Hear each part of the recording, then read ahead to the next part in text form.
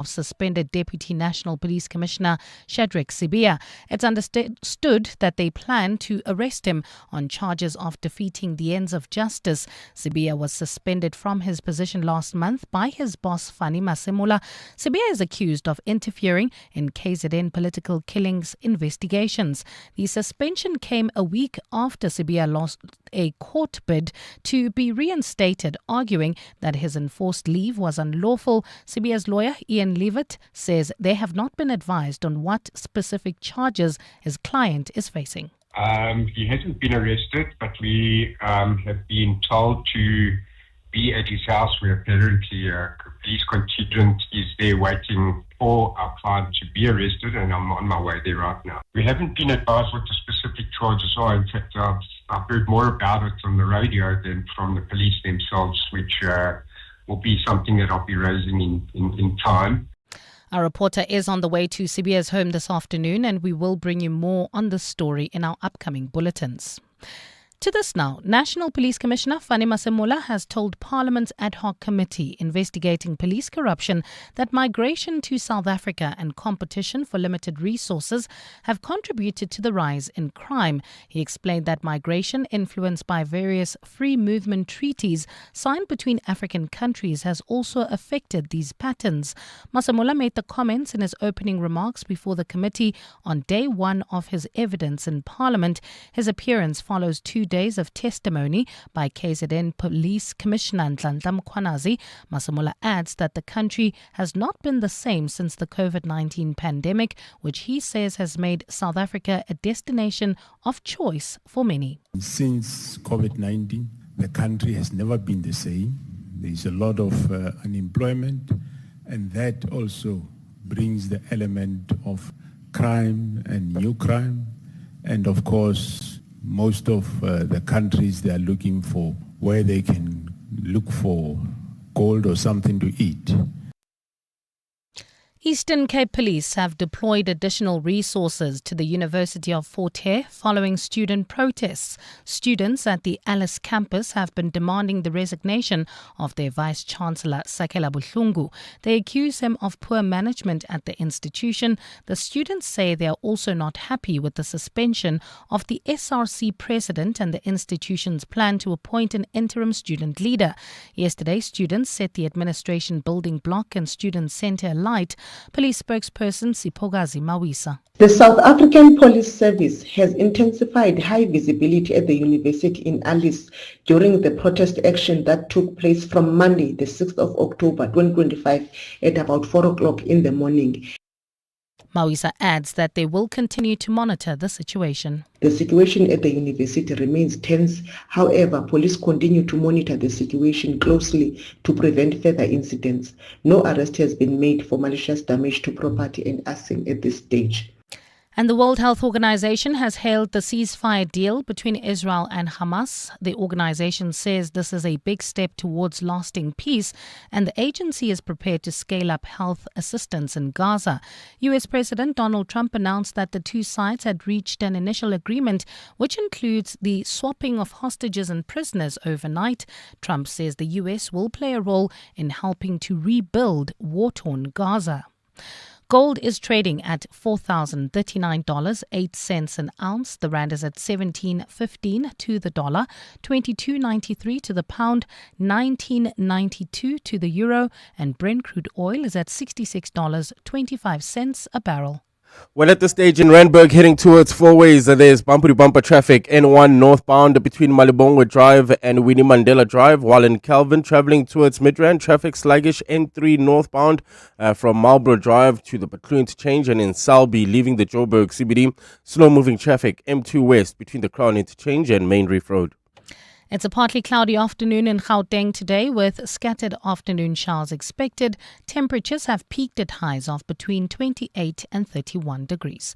The top story in EWN this hour, the Eyewitness News team has reliably learnt that a team of SAPS members has arrived at the Centurion home of suspended Deputy National Police Commissioner Shadrack Sibiya. EWN, in touch, in tune and independent. For the latest, visit ewn.co.za or download the EWN app.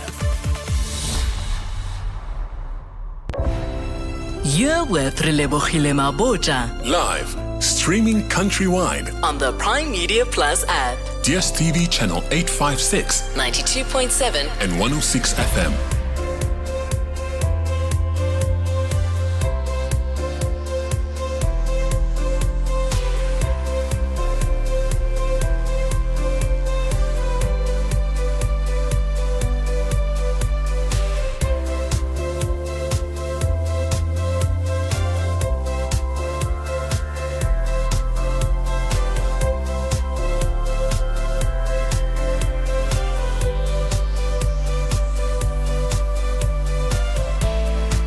Seven minutes after 1 o'clock. Welcome to 702 Afternoons with me, Relebogile Mabotja.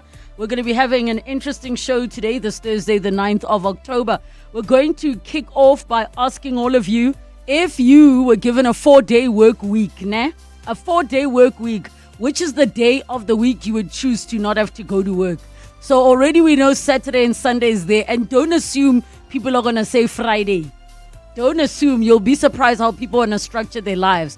But here's the trick. You have to stick to that for the whole year. I want to hear from all of you. So you can only change the day of the week once a year.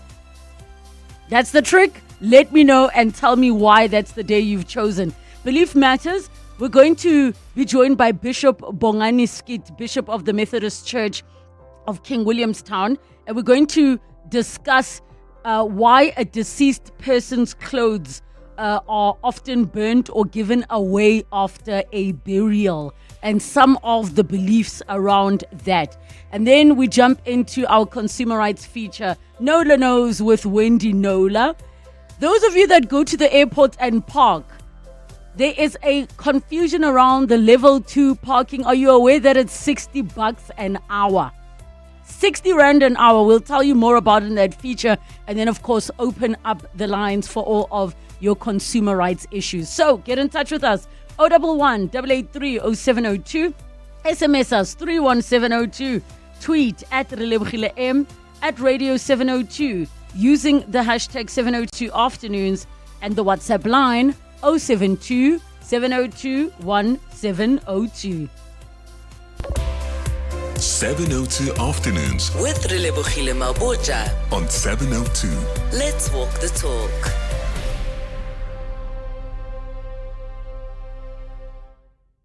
I want to share what brought inspiration to this conversation.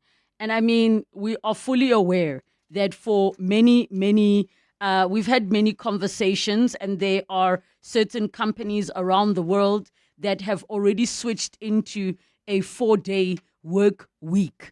And if that were to be the case, there aren't countries yet that have fully switched into a 4-day work week. But if they came and said, okay, you guys, you can have a 4-day work week, but you get to choose, you get to decide which is the day of the week that you take off.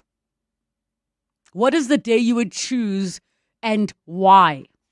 What is that specific day you would choose and why? Now, if we look at some of the countries and what they've done around a 4-day work week, they've piloted it. In Australia, 26 companies took part in a 4-day work week trial. In Austria, they tried a short average work week of 36 hours. And apparently, Australia has the 6th shortest average work week in the world. So they operate on an average of 35 and a half hours a week. Belgium, they said you have a right to work 4 days. So they have a right to switch to a 4-day week. However, the 4-day week is typically 4 times 10-hour days, which I think more people would opt for. That if you could opt to say, instead of you working 9 to 5, you can rather add 2 hours. So let's call it 9 to 7, or you work 7 to 5, and then you get a 5th day off, which I think is a fair compromise that they are doing there in Belgium. Brazil, they did a 4-day week pilot, and they embarked on this 9-month trial of that as part of a collaborative effort. Canada has also done a pilot with a couple of companies. Denmark, lots of countries have gone and implemented this. In South Africa, they did the 4-day week pilot, and this was in 2023, where 28 companies in South Africa piloted a 4-day week with no loss in pay. So now let's say, okay, sharp, we're going to give you this 4-day work week, but you have to decide at the beginning of the year, what is the day you are opting as your off day, and why is that the day that you are opting as your off day? There is an assumption. I would assume that majority of people would either choose the beginning or the end. But I want to hear from all of you, and keep in mind, you taking that day off, it's still a working week for the rest of the country. So there are clever ways you can adjust your work week so that it suits you and your life. I want to hear from all of you. 011 883 0702. SMS us 31702. Tweet at Relebogile M at Radio 702 using the hashtag 702 afternoons, and the WhatsApp line 072 702 1702. 702 afternoons. With Relebogile Mabotja. All right, let's hear from you which day of the week you would choose for this supposed 4-day work week. Keep in mind, the trick is you have to keep that, as in you are only allowed to decide that once a year. You can't change the day, meaning you are stuck with it for the entire year. That becomes your day, irrespective of what is happening, meaning that it might not fall on, it might be messed up by public holidays and other things like that. 011 883 0702, the WhatsApp line 072 702 and 702. Here are some of your voice notes. If I had to choose a 4-day work week and it would be a certain day I don't want to be going to work, I'd be Wednesday. Because now it just breaks up my week. I basically get to have like 2 days of work, short break, and then another 2 days of work, and then a long break. And then I can actually, recover from bad weeks. Like maybe it starts off terrible, and then I have that one day just, have it to myself, and then go back to the bad week.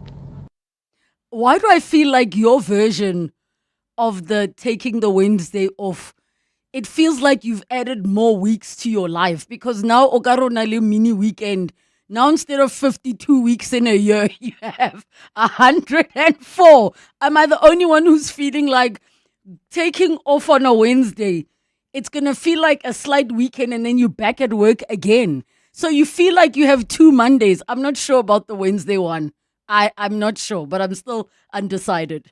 Hi, Relebogile. It's Mpumi here from Don Park. I have chosen a Thursday because it's closer to the end of the week.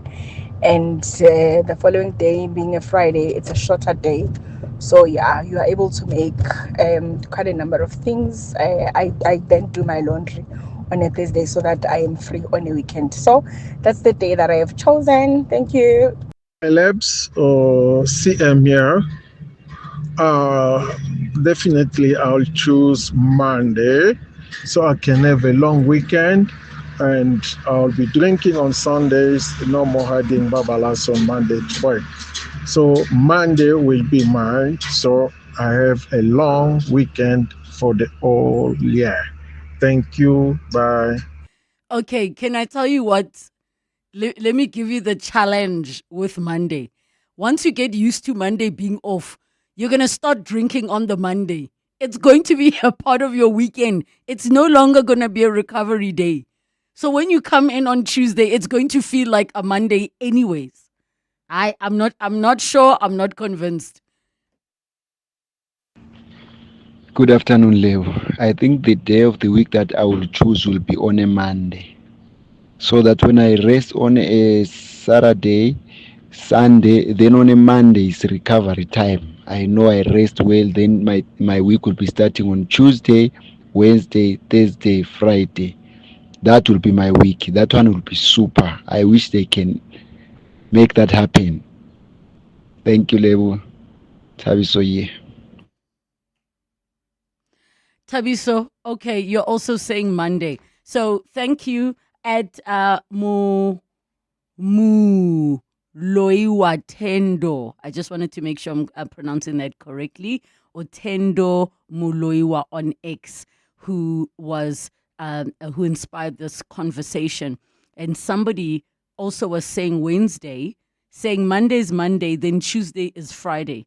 And then Wednesday is your day off, meaning that Thursday is Monday and then Friday is Friday. I wonder if you guys get it. Good afternoon, team. To me, I would choose Monday because of hangover. Inosia. Guys, don't lie. You were going to drink on Monday. You're going to realize that I still have a free day and have hangover on Tuesday. Ngwako says Monday off for me. Okay, so there is some consistency there with Monday, and I'm undecided because I'm still trying to figure out what's going to make sense to me. Soul Fairy says Wednesday for me for sure. Mickey says Monday is the only correct answer. Sundays are family home care. Friday night groove has Saturday and Sunday recovery.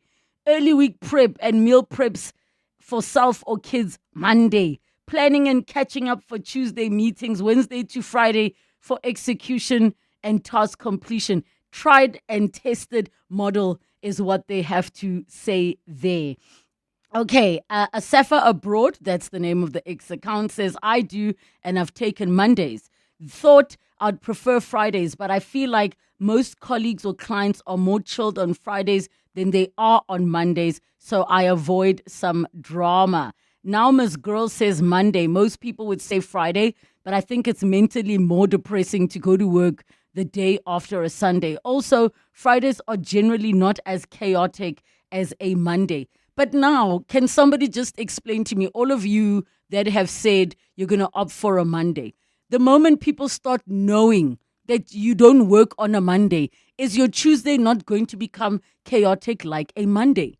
Is that not what's going to happen in the situation? Are you not going to find yourself now with new problems where Tuesday feels more Monday than Mondays have ever felt? I'm not sure. Okay.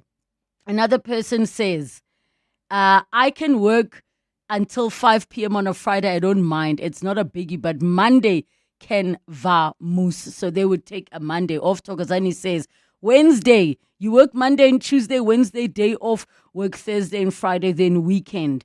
I'd use that day to catch up on sleep, do some minor chores, nothing too strenuous, so I can finish the week off strong. Also, gives me more energy to do stuff over the weekend. More people are saying Monday, and then they say, yes, I know it's not that deep, but I hate Mondays with everything inside of me. More people saying Wednesday. I'm very surprised people are not saying Friday.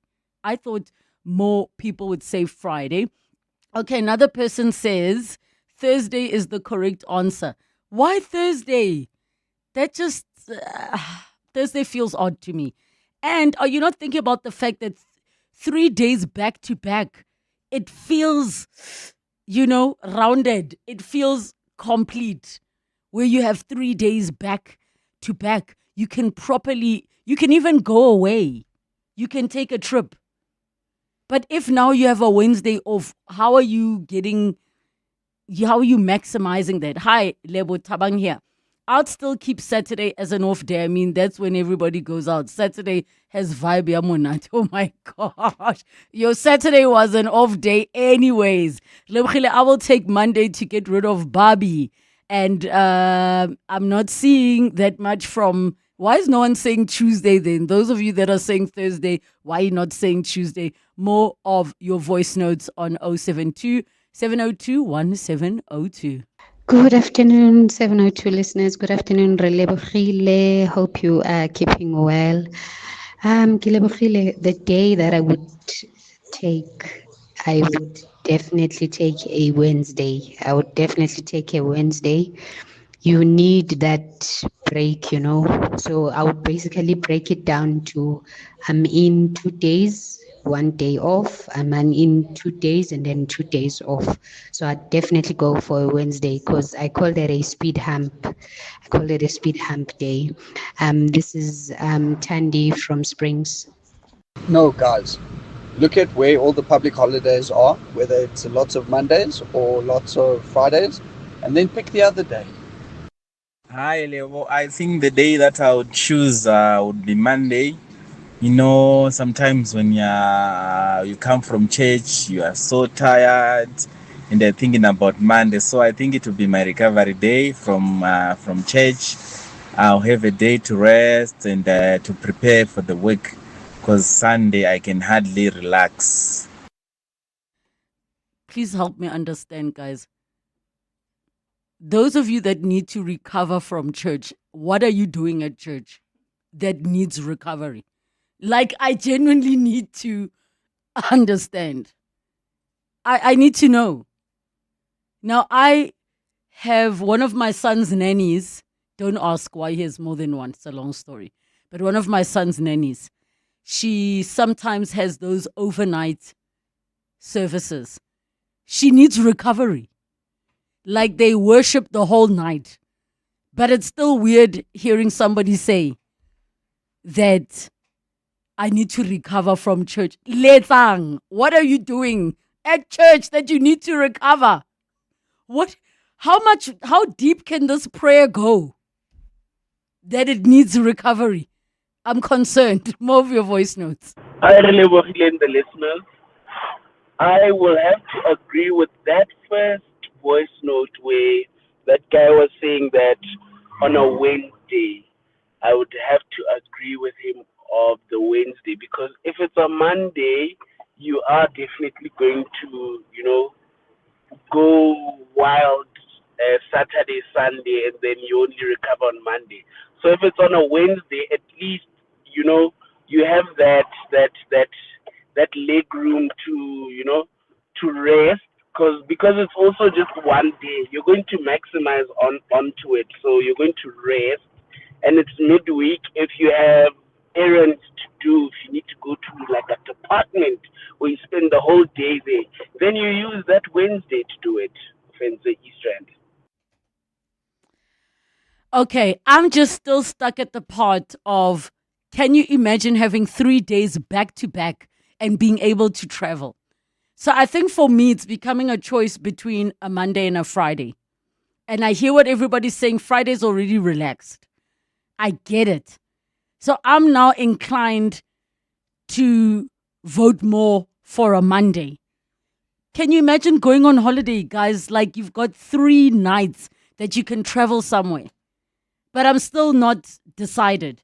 On the WhatsApp line, Thursday, Relebogile, is the correct answer.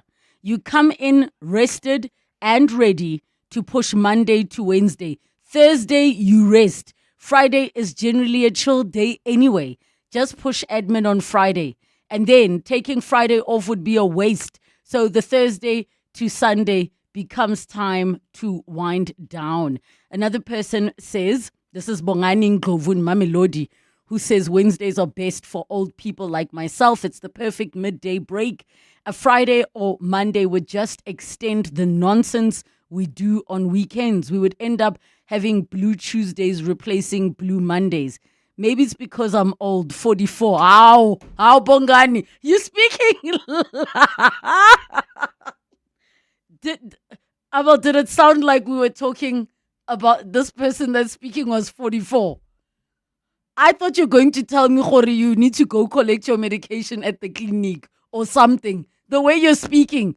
Maybe it's because I'm old, 44. Younger ones would prefer longer weekends.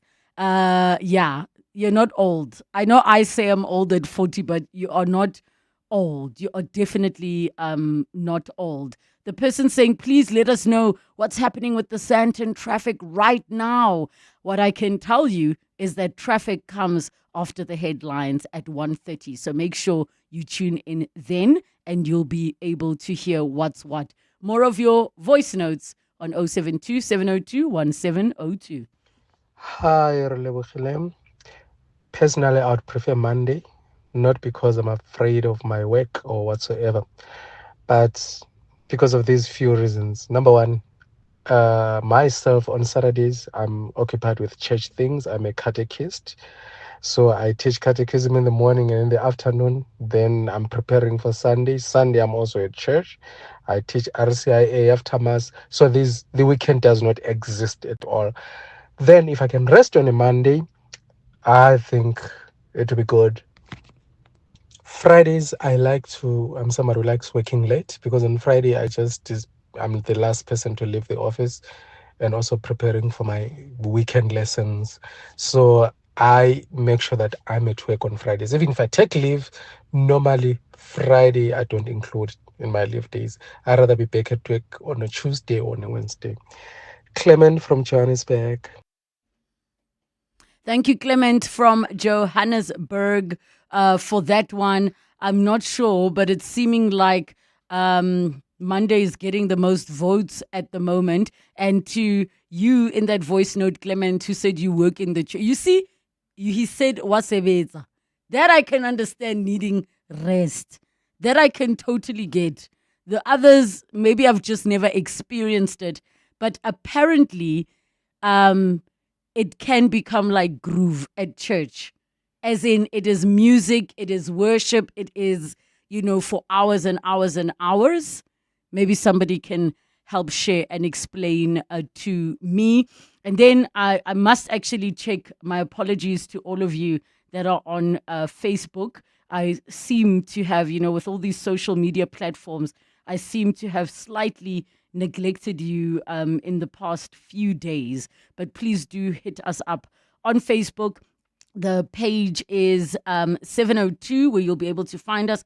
And of course, you can use the hashtag 702 afternoons as well, so that we are able to engage with you on that platform too, and be able to share with you some of the feedback that you've been putting through. And I also do my best to use my personal profiles, where you can find me. Just search Relebogile Mabotja and see the verified accounts, and I'll be able to guide and advise, or you'll be able to see exactly where you can react and share your comments. So on Facebook, this is on the 702 page.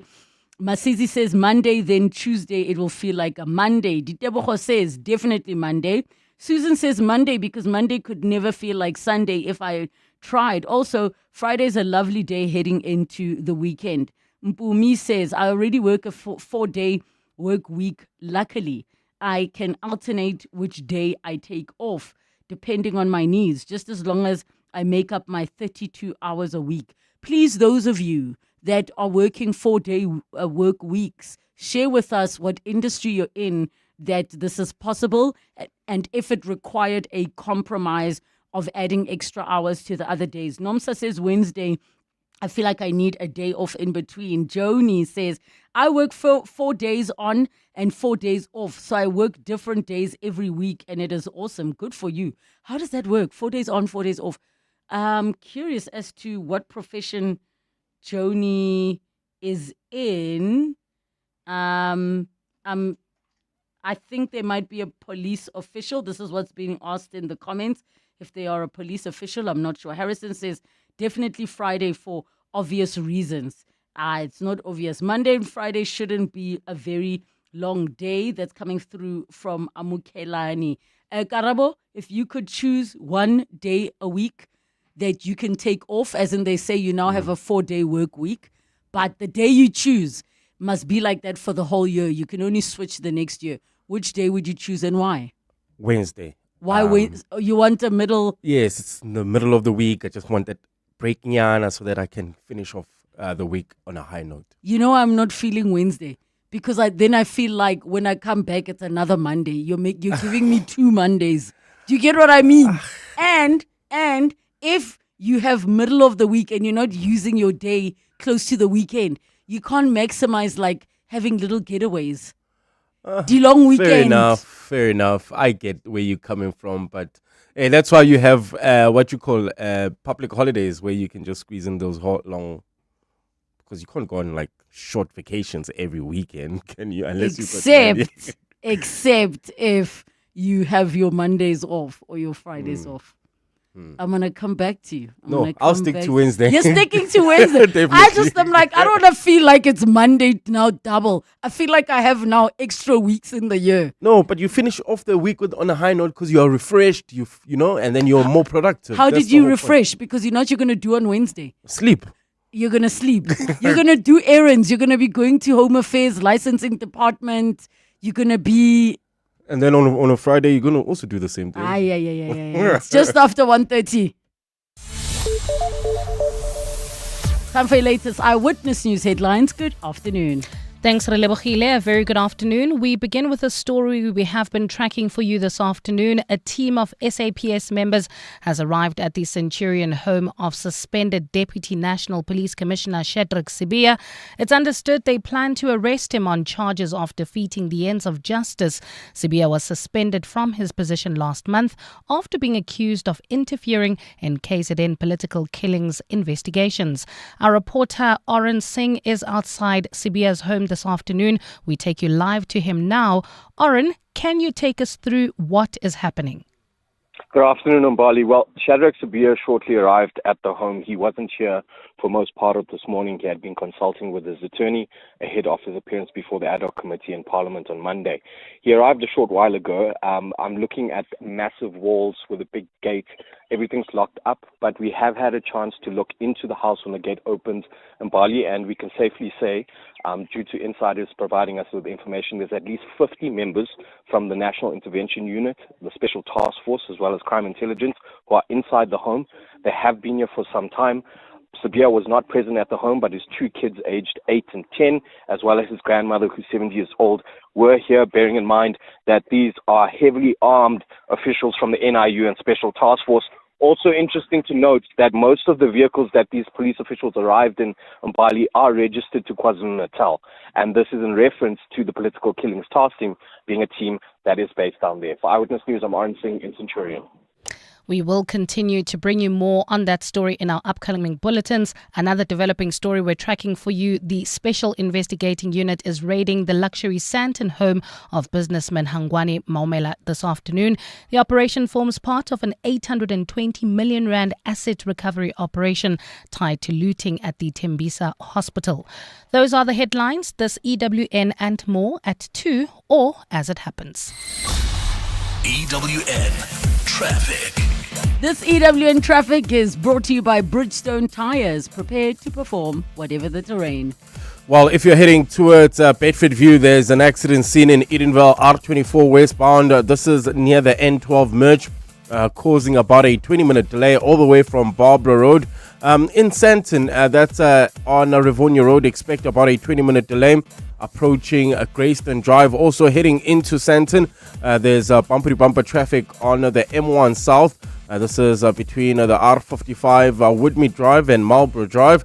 Calvin, traffic remains sluggish heading towards Midrand.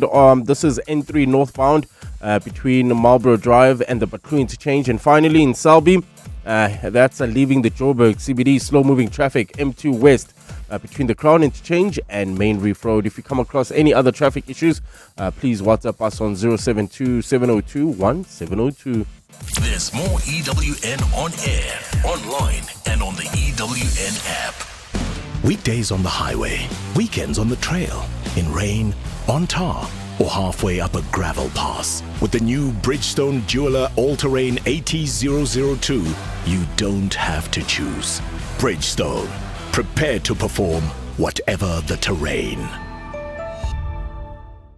The stage, the lights, the crowd, everything's perfect until suddenly someone slips on the dance floor. A speaker lands in the buffet. In an instant, your masterpiece is a mess. That's why Auto & General is there with Events Liability Insurance. We handle the unexpected so you don't have to. Plan the party, wow the guests, leave the rest to us. For more information on Events Liability Insurance, visit autogen.co.za. Auto & General, never not there. Auto & General is a licensed non-life insurer and FSP. T's and C's online. Introducing the new Grande Cheeseburger from Nando's. Freshly toasted signature bun, juicy flame-grilled chicken breast fillet basted in your choice of peri-peri.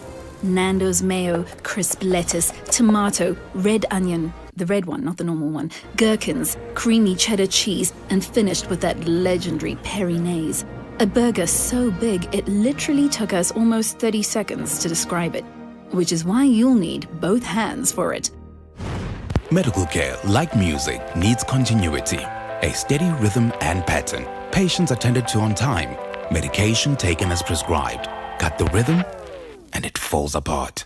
Right now, global funding cuts are restricting access to healthcare.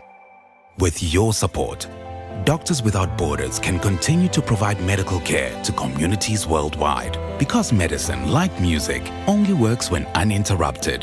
Doctors Without Borders. We go there. When it comes to protecting your workforce, trust the workwear brand that has been protecting workers for over 150 years, Sweetall. Sweetall has overalls and uniform solutions for every industry, so your team is safe, comfortable, and ready to tackle any challenge. Visit our new Boksburg showroom, shop A1 Atlas Road, Westwood, Boksburg, or go to sweetall.com today.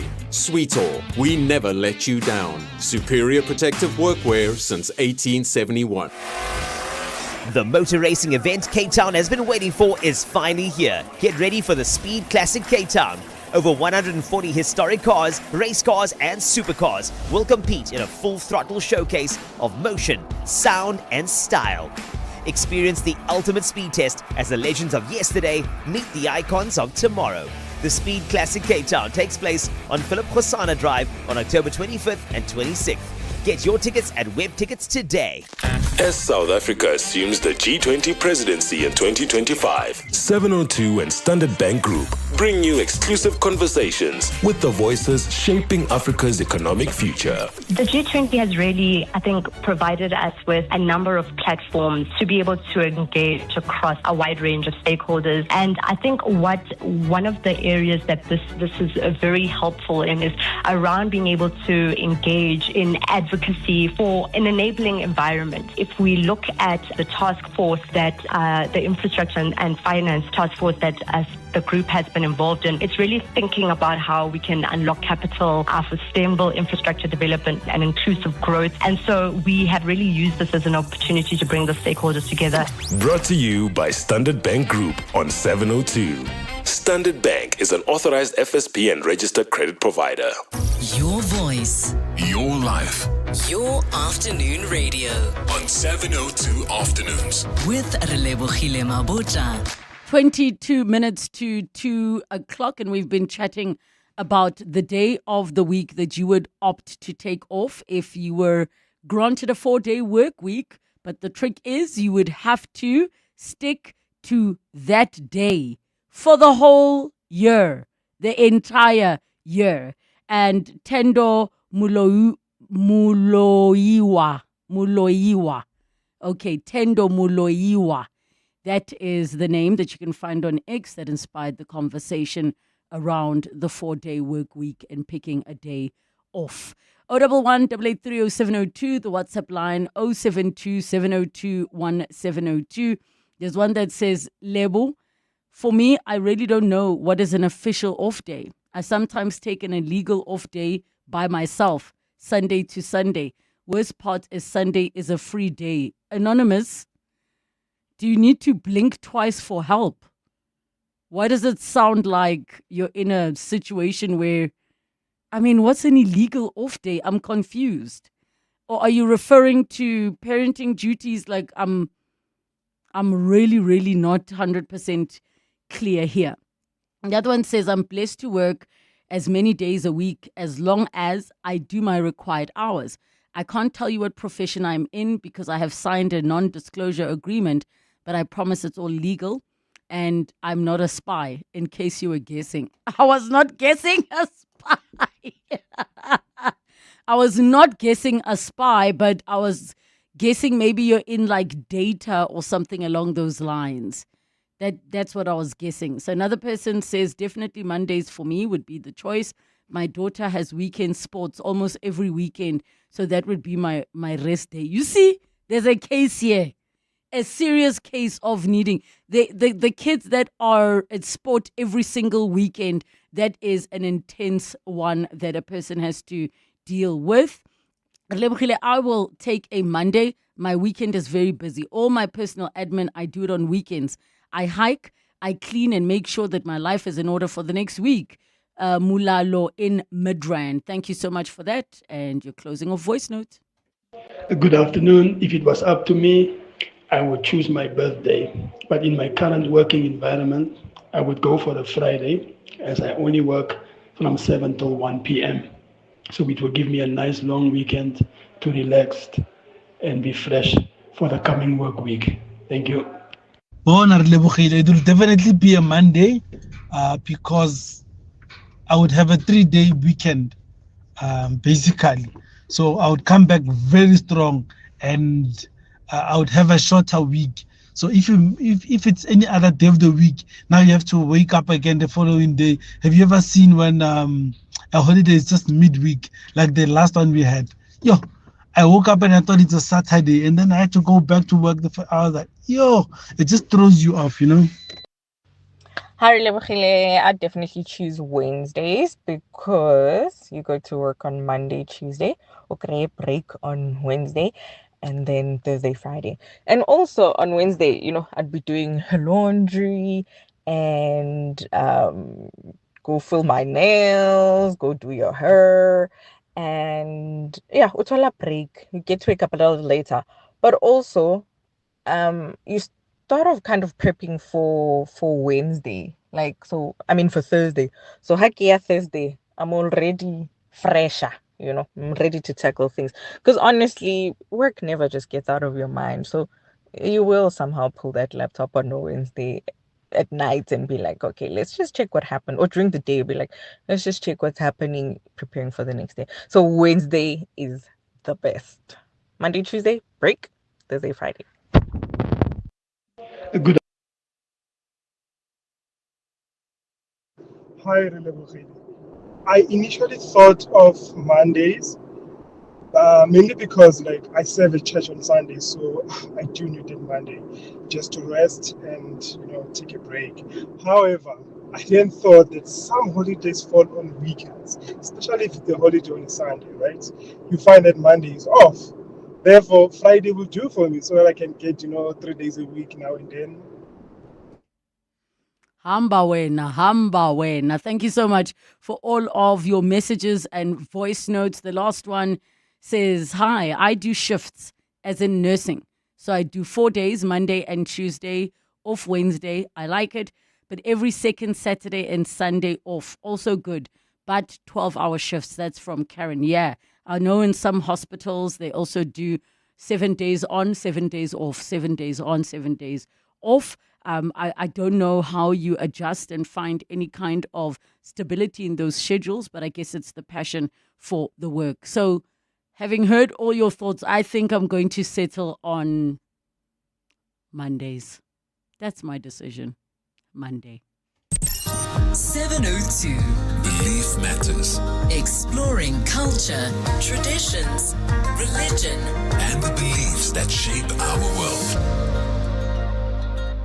16 minutes to 2 o'clock. Today in our Belief Matters feature, we are going to be chatting about the clothes of a deceased person and what is done with them and why. So in the cases where they are burned or given away, and what are the rules around that in the different belief systems. And please feel free to share in your culture or belief system what it is you do when it comes to clothes and what the rules are around that clothing. For example, do the clothes have to be given away immediately? Do the clothes have to sit for a period? Are there rules around the clothes as well? And we are joined in this conversation, and I look forward to all your calls, 011 8830702 and the WhatsApp line 0727021702 by Bishop Bongani Skit, who is Bishop of the Methodist Church of King Williamstown. Bishop, welcome to the show. Thank you so much for joining us. Thank you very much, and my greetings to your listeners listening from various places throughout the country.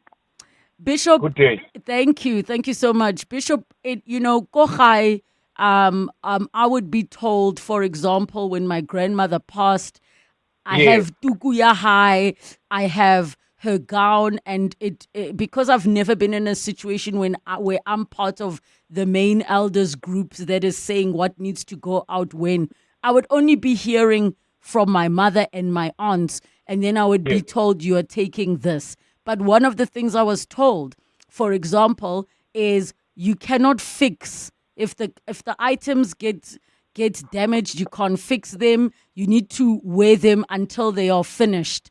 And ideally, if you've been given something, it's not something that you would also then give away. So maybe you can kick us off by saying, by sharing, what is the connection to a person's clothing and any kind of spirituality? Thank you very much. On the issue of spiritual or symbolic reasons for utilizing the clothes of the deceased, there are some issues that we need to avoid. And in my response, I want to respond in a way that cut across all the cultures, not to a specific culture per se, but I will make some examples here and there. In many cultures, it is believed that clothing can hold the energy or spirit of the deceased, potentially leading to three things. One, the attachment. Some believe that wearing the clothes can invite the spirit to linger or attach itself to the living. Just like your example you gave it to me. When you respect someone, even that person, when he or she is no more, you will make sure that you respect those clothes. But before the distribution, in my own culture, to make an example, the following day after the funeral, all the clothes of the deceased need to be washed, even if they were not dirty. That is a symbol to give a respect and to wash them, to take away some attachment to that deceased person, so that the next person who's going to get that item when that distribution time comes, it does not usually come, that distribution moment, quickly so. In some cultures, I discovered that it's after 6 months, in some cultures after 3 months. Also, the second issue is that others view it a bad luck or a misfortune. Others think that clothes can carry negative energies or curses. When your things does not go well as you wish, then there will be spectators and say it's because you wear the clothes of the deceased person. Then the third one is emotional contamination. What do I mean? Wearing clothes of the deceased can make it difficult for the living to move on or let go of their grief. Remember, you will understand that there is no stage in the grieving process where one would accept that so-and-so is no more, especially our parents and our siblings. We won't reach that stage. Even the psychologists and the social workers, when they are conducting counseling, they will also tell us that you won't even reach, even after 7 years. So you will reach that stage where you just cry when you think about them. Sure. Bishop, we're going to take a break, and when we come back, we pick up with the conversations. 011 883 0702, the WhatsApp line 072 702 1702. Bongani Bingwa, 702 Breakfast. Weekday mornings, 6 to 9. Hospital is preparing for an inspection. All the necessary equipment is in tip-top shape. And at every other hospital, they see the same because the facilities are sharing some of the same equipment to try and pull the wool over the inspector's eyes. Dr. Sipiwe Mdaweni, are we ready for NHI? The state of readiness can never be uniform, but we have all that it takes for our facilities to participate in the NHI. Bongani Bingwa, 6 to 9. On 702. Calling all golf pros. Hollywood Bets invites you to step onto the green. Tee up, take a swing, and enjoy glorious golf action from electrifying competitions and thrilling live tournaments. Get ready to conquer the fairway and chase epic fortunes. Ready to master the odds and experience your crowning moment? Bet now on all the excitement and prepare to make your hole-in-one shot to sensational success. T's and C's apply. Hollywood Sportsbook is a licensed betting operator. No persons under the age of 18 years are permitted to gamble. Winners know when to stop. South African Responsible Gambling Foundation toll-free counseling line 0800 006 008. For the best marine migration, you go to KZN. For the best hiking trails, you go to the Drakensberg. For the best flower show, you go to Namakwaland. And for the best in investments, go to Nedbank. Earn up to 10.47% interest with the Nedbank Electronic Optimum Plus account. For better returns, open an Electronic Optimum Plus account today. See money differently. Nedbank. We're a licensed FSP and registered credit provider. T's and C's apply. It's spring, SA, and here at DecoFern, we say it's time to say yes. Say yes to new friends. Yes to new adventures. Will you marry me? Yes! And definitely say yes to a few new things. Welcome to DecoFern. Say yes to awesome savings at the DecoFern Furniture Spring Sale with up to 35% off on outdoor furniture and much more. In store now or at decofernsa.co.za. The joy of what if we just let it go to voicemail. The joy of what if we skipped the flight for a front row seat to the open road.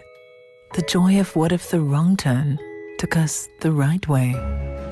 The joy of what if we didn't share this view and kept it our secret. The joy of what if not being there yet was the best part. Choose the joy of what if with BMW. 702. Belief matters.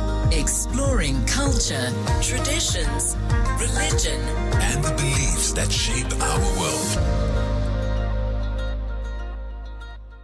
7 minutes to 2 o'clock, we continue with our Belief Matters feature as we chat about the clothing of a deceased person and what some of the practices are around the clothing, what happens to their clothes, why some of them get burnt, when they get, why do some get given away, and what it is that they look at. So we are chatting to Bishop Bongani Skit, Bishop of the Methodist Church of King Williamstown. We take your calls with your questions and comments, 011 883 0702 and the WhatsApp line 072 7021 702. Bishop, in terms of the different religions and cultures, what are some of the things that they look at and do? How do they treat the clothing of a deceased person, whether it's disposal or donation or reusing? Thank you very much, Sasat. In my response, let me touch only four aspects. In the treatment of the deceased person's clothes, you can get this from different religions and cultures. One, some, they burn it.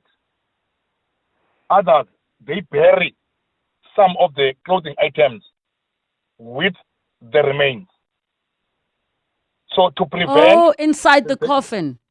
I'm telling you. Oh. And in my culture, there would be a day in my culture, if they knew that the bishop liked this suit, they will make sure that they clothe him with that suit a day before the burial. So they are doing that to prevent negative energies or spirits from spreading. And that is their belief. The second thing they do in the treatment, they donate the clothes for reuse. Others donate these clothes or as a way of honoring, maybe in the institutions like where you see all elderly people or children's home. It depends on the deceased person that was in which level. Now, in other Western cultures, they want to make sure that they ship those clothes to other countries so that they don't see it. and ship to other countries.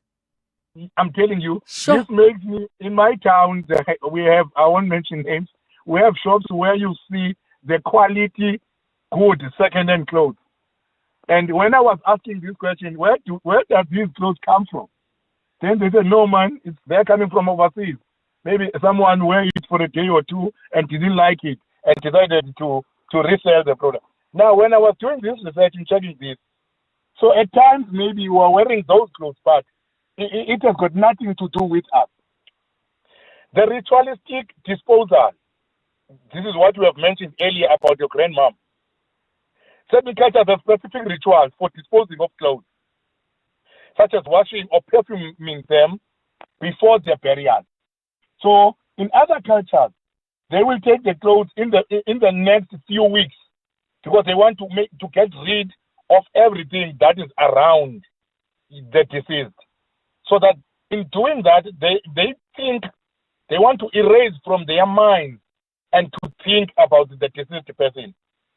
One scholar said, especially those who died in a tragical way, they will keep it for some few weeks, some few months, and at some time they will dispose it. But in the interest of time, Lebo, let me say, there are practices for honoring the loved one while respecting the boundaries, creating memories, using fabric from the deceased person's clothes to create a good memory. Because you'll see, as I indicated earlier, that if you respect that person, you will continue to respect that person even if they are no more. Can I take you a bit close to the Bible? Yes. In Exodus chapter 20, you will get one of the commandments that you should respect your parents. And when you do that, there is no time frame that whilst they are still living. The Bible does not say so. So you will continue to respect them even if they are no more. But you continue to respect the legacy. And hence, you get a Bible verse from the Hebrews chapter 11 that while still they are no more, but they are still speaking. So keeping the selected items, choosing a few meaningful items to keep for your memories, while on the other hand, you are trying to let it go so that the person can rest easy. I want Then to quickly share something with you, Bishop. Somebody says, I totally agree with the guest. When my mom passed on, my uncle's wife took my mom's clothes, all of them. And guess what happened? That's the same night when she put on my mom's clothes. The clothes caught fire. Yo. Bishop, there are messages coming in, and I think we're going to need a part 2 for this conversation to pick it up, to also give everybody an opportunity. There is a very long message that came through with a person sharing what happens in Buddhism, Hinduism as well, Judaism. So I think this warrants a part 2 to the conversation. Breathe in, insurance. Breathe out, pineapple. In, insurance. Breathe out, pineapple. Again, in, insurance. Out, pineapple. Again and again. Pineapple FSP 48650 is underwritten by Omart Insure Limited, a licensed non-life insurer and authorized FSP. Your office is more than just a place to work. It's a reflection of your success. At Desk and Chair, we help you elevate your workspace with locally manufactured desks and a wide range of chairs to suit your style and budget. Our expert consultants are with you every step of the way, from planning to delivery and assembly. Visit our showroom in Midrand or shop online at deskandchair.co.za. Desk and Chair. Think, feel, work better. In Africa, we say the chameleon looks in all directions before moving. At Plus 94 Research, we understand the importance of careful consideration. By analyzing comprehensive data and diverse perspectives, we help you make informed decisions that stand the test of time. Don't leap without looking. Move forward with insight and precision. Plus 94 Research, the science of decision making.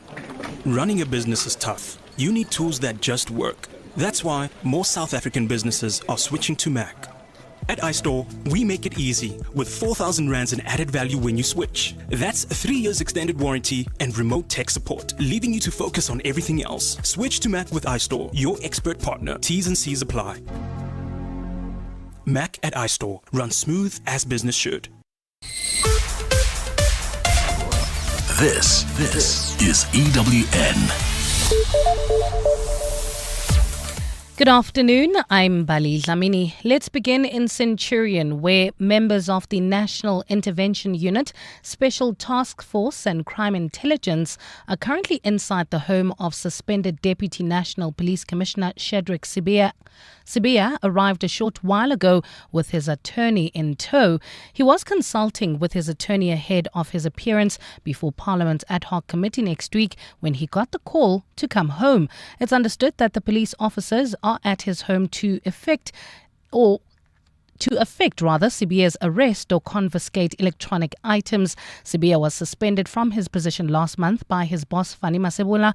He is accused of interfering in KZN political killing investigations. His lawyer, Ian Leavitt, says they have not been advised on what the specific charges are yet. He hasn't been arrested, but we have been told to be at his house where apparently a police contingent is there waiting for our client to be arrested, and I'm on my way there right now. We haven't been advised what the specific charges are. In fact, I've heard more about it on the radio than from the police themselves, which will be something that I'll be raising in time.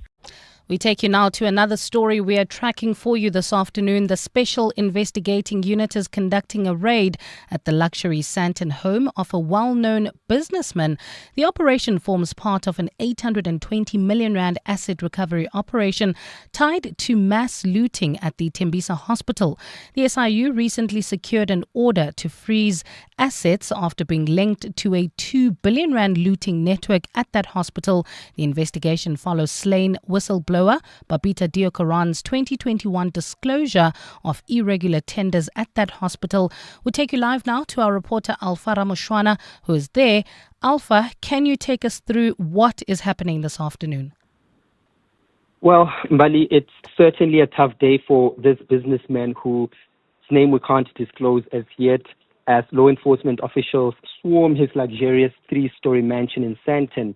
3 Lamborghinis have been seized and loaded onto trucks, while SIU officials continue to confiscate his furniture. The businessman's identified assets are estimated at about 520 million rand, including luxury vehicles and properties worth 200 million rand. Mbali, I can tell you that the SIU has also traced 41 suppliers and service providers linked to him, and 3 of which were awarded multi-million rand contracts. Outside his home here in Sandton, I can count 3 trucks at the moment currently lining up some of his assets and are all preparing to seize them and take them to the SIU's premises. Various law enforcement agencies, including ones that are private, are also here assisting with the raid at the moment. For Eyewitness News, I'm Alpha Ramshwana in Sandton. Let's shift our focus to Parliament now, where National Police Commissioner Fani Masemola has told Parliament's ad hoc committee investigating police corruption that migration to South Africa and competition for limited resources have all contributed to the rise in crime. He explained that migration, influenced by various free movement treaties signed between African countries, has also affected these patterns. Masemola made the comments in his opening remarks before the committee on day 1 of his evidence in Parliament. His appearance follows 2 days of testimony by KZN Police Commissioner Nhlanhla Mkhwanazi. Masemola adds that the country has not been the same since the COVID-19 pandemic. Since COVID-19, the country has never been the same.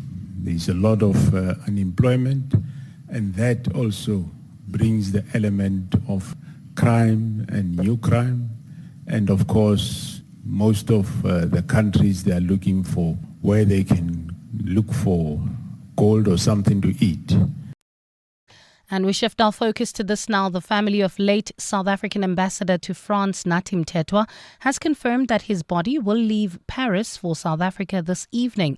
The remains are expected to land at the OR Tambo International Airport tomorrow before being taken to the King Shaka International Airport in Durban. Mthethwa's uncle, Musawokuphila Mthethwa, says a procession will then head to the family home in Kwambonambi in the north of KZN ahead of his funeral on Sunday. Mthethwa died in Paris last week. The cause of his death is still under investigation. Nhlanhla Mabaso reports. Senior members of the Mthethwa family arrived in Paris yesterday to perform key rituals as they prepare to bring the ambassador's body home. His uncle Musawokuphila says the family will leave France tonight and be home by tomorrow. And while government prepares for the final send-off, KZN Premier Thamsanqa Ntuli says they will honor Mthethwa. He was there in France on behalf of all of us, including the people of KwaZulu-Natal, and for his immense contributions that he has made in the life of the people of South Africa as he has been in government. The full details of the funeral are yet to be communicated. Nhlanhla Mabaso, Eyewitness News, Durban. Gold is trading at $4,039.08 an ounce. The rand is at 17.14 to the dollar, 22.93 to the pound, 19.91 to the euro, and Brent crude oil is at $66.25 a barrel. Heading towards Sandton, we still have slow-moving traffic in the Marlborough area. That's the M1 southbound between the R55 Woodmead Drive and Marlborough Drive. There's also slow-moving traffic in the Calvin area. That's heading towards Midrand. N3 northbound between Marlborough Drive and the Butlu interchange. It's a partly cloudy afternoon in Gauteng today with scattered afternoon showers expected. Temperatures have peaked at highs of between 28 and 31 degrees. The top story in EWN this hour, members of the National Intervention Unit, Special Task Force and Crime Intelligence are currently inside the home of suspended Deputy National Police Commissioner Shadrack Sibiya in Centurion. EWN, in touch, in tune, and independent. For the latest, visit ewn.co.za or download the EWN app. You're with Relebogile Mabotja Live, streaming countrywide on the Prime Media Plus app. DSTV channel 856, 92.7 and 106 FM.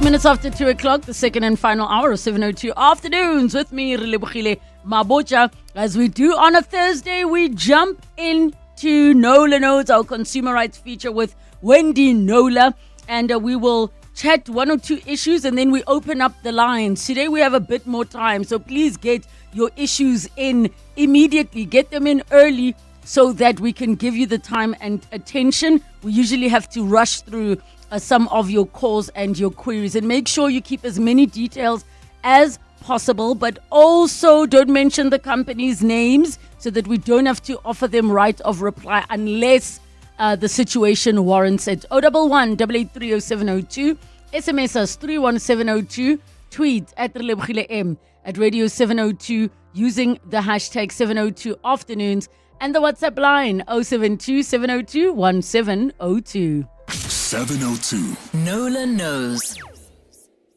Wendy Nola is with us for Nola Knows. Happy Thursday. How are you doing? And to you. Good to be with you again. All good. Thank you. I feel like I just saw you yesterday. Because you did. All right. So, Wendy, what are we, kicking off with? I already mentioned to the listeners that if you park at a certain parking at the airport, if you even park at the airport, you need to listen out to this conversation because you might not be aware of what people have complained to Wendy about. Okay, so our Tambo Airport, Johannesburg International, level 2, parkade 2. Do not park there unless you want to pay 60 Rand an hour. 60 Rand an hour. So 2 locals did that. They got a shock. They came back to the airport after their trip. They put their parking ticket into the pay machine and thousands, 4 figures came up in both cases, and they were not happy, and they took on AXA and said, "You're not warning us about this." And AXA said, "Sorry for you, yes we are." So I thought I would investigate. I'm obviously not on I don't live in Johannesburg. I was in the area yesterday, but no time for doing this investigation. So I took what they said and I took it to AXA and said, what do you say about this? Okay, I doubt they are alone. I have in the past had complaints from people who've been caught. The configuration of the airport has changed in recent months, apparently. So here's the issue, Relebogile. Jaco Vissers is the first one to complain. He parked on level 2, parkade 2 last month. He says the south area has about 500 or more parking bays that are virtually empty, the entire level having been earmarked for short stay or Uber, Bolt, etc. That's a level that I know very well because I mostly do e-hailing when I arrive at ORT. Anyway, he says this area was recently converted and many people used to park here because it allows direct access to the check-in level without the need to take escalators. Up until the end of last year, Jaco said when he had to fly out for 1 or 2 days, he used to park there, level 2, parkade 2, and he did the same on the 18th of September last month, flew to Cape Town, returned 3 days later, slipped his parking ticket into the pay machine, and up popped a number, 4,500 rand for parking. He says, I must confess, I did see a notice when entering the parking level, but since I didn't see any other signs, I assumed that it was only applicable for the areas marked for Uber, Bolt, etc., where these are marked against the pillars. As you go through what seems to be a parking separation, I didn't realize that the entire area was impacted. He says he did try to go up to level 3, but the ramp was blocked off, so he parked on the opposite side from where the Bolt and the Ubers, etc., stop for their pickups. In this area, he says there are no signs informing you that you are in a short stay area and that no overnight parking is allowed or recommended. When you go through the sliding door again to get to the airport, there are no signs that warn you of the rates and the excessive penalties that would be charged should you park overnight. Also, there's no guidance provided should you inadvertently enter parking level 2 on what can be done to avoid the charges. He says even at the pay stations, there are no signs warning you that you are parked at a short stay level and that you'll be charged 1,440 Rand per day. He says, I feel AXA is currently abusing the confusion created by converting the entire level into short stay, where this area was always a slightly more expensive but longer stay level, similar to levels 3 and 4. I'm thinking that maybe some listeners are nodding here, listening to this, remembering how it used to be. He says, this is still Jaco, I saw on Facebook that this has happened to many people since July and will continue to happen going forward. Some people having to pay 6,000 Rand and more, and AXA refusing to acknowledge the failure on their side to properly inform people when they enter the area. He says AXA must do better to inform the public of the potential costs. This is a money-making scheme, he says, and highly disingenuous. Okay, Mike Swanepoel also got hold of me. His expensive lesson happened on the 12th of June, a few months back, middle of winter. He arrived just after 5 a.m., parkade 2, level 2. 2 days later, collected his car around 6:30 in the evening. His fee was 3,600 Rand. That's for 2.5 days parking. He says he asked airport staff when he got that amount owing if there'd been a mistake, and he too was told that level 2 and parkade 2 is a drop-off zone and parking is a flat rate of 60 Rand an hour. He also says signage is inadequate, especially in the dark of an early winter's morning, not fit for purpose. He says you don't have time going on the ramp with cars behind you to read, see every sign and digest it. He says, that's pretty much, she says, there's no opportunity to pause for even a second. And he also said, why aren't they printing a warning on the ticket, which we could see, and doing other things similar to what Jaco suggested in the actual level, or as you're about to, on the doors as you're going into the airport itself, to say, if you've parked here, please be aware this is a, short stay area, parking fee 60 Rand an hour. So I took up the issue with the airport company. I shared both men's stories and comments, and I said, why don't you warn people about the parking rate on their tickets that could alert them in time to move their car before they have to go to departures. What has AXA done in the last few months to warn people about additional ways, warn people rather in additional ways as to this, huge parking fee that will apply if they park their cars there for a while? Are there plans to do more?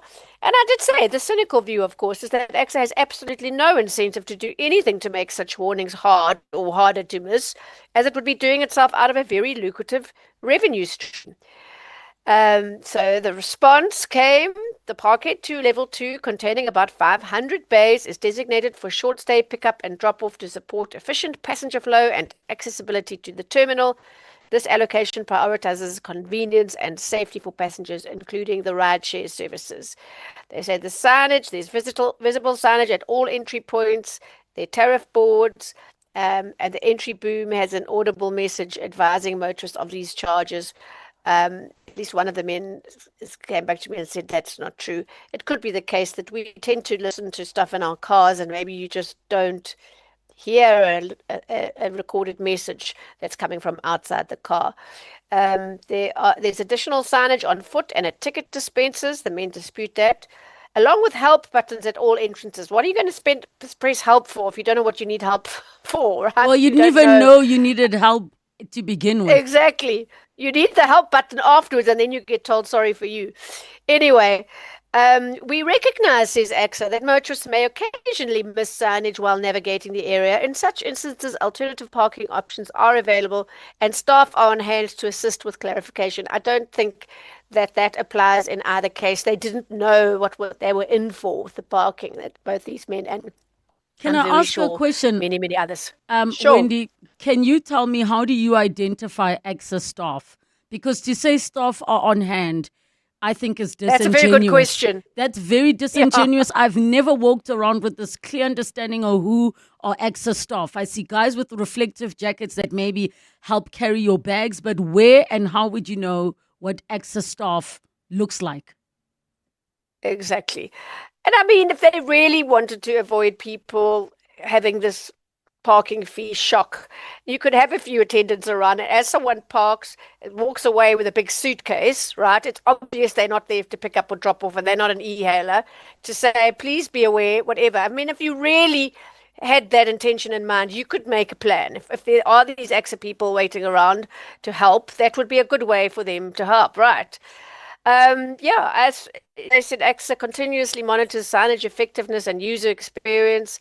Messaging is maintained both on site and on our website. Don't bring me go and look on the website. I mean, no one even knows the AXA website. We check the airlines' websites that we are flying with. Exactly. But AXA says they remain committed to transparency and customer service. Parking fees applied are aligned with clearly displayed tariffs, and all efforts are made to communicate. Okay, trust this provides clarity. Well, they haven't answered the questions about, from the point of the signage at the entrance. Now you in. What is there to tell you? There's nothing. If you imagine you're going around that little corkscrew ramp.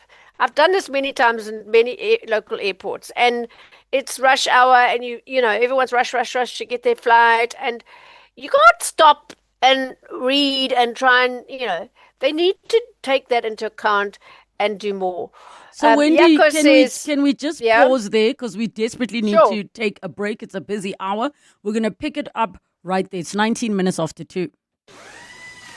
Year in, year out, we're fixing tires faster than a Formula One pit crew. My team is on top of things like tire whisperers.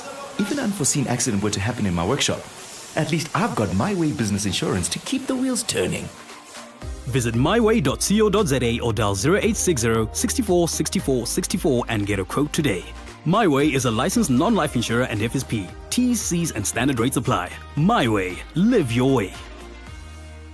Enjoy the thrill of the Soccer Punches Challenge Weekend Edition, an all-new platform from Hollywood Bets. You stand a chance to win a share of the 5 million rand jackpot when you bet 5 rand or more on selected EPL matches over the weekend and correctly predict 10 out of 10 winning margins. Or chase the share of the 50,000 rand leaderboard prize. Entry is free. Let this soccer season bring sizzling success. Bet now.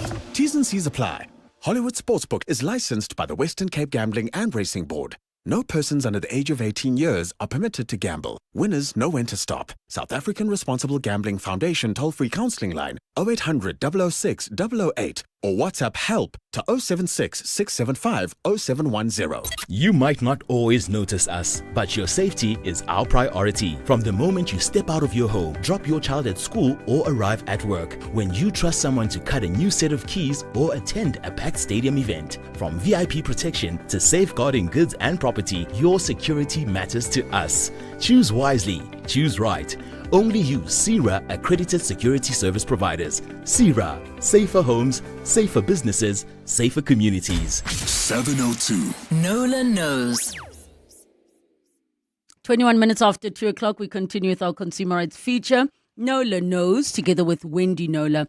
We have been chatting about the situation at the airport where they've got Parkade 2 level 2, where it is a short stay parking area, but a few people have found themselves in a situation where they're paying a couple of thousands because it's a 60 Rand an hour parking with limited signage based on their communications to Wendy, which then she got response from AXA. 011 883 0702, the WhatsApp line 072 702 1702, and maybe you found yourself in the same or a similar situation. So Wendy, you were picking up what was shared from one of the persons that contacted you.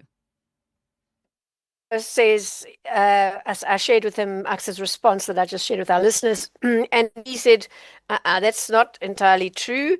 He says, there are no audible warnings. As I say, I couldn't check that out myself.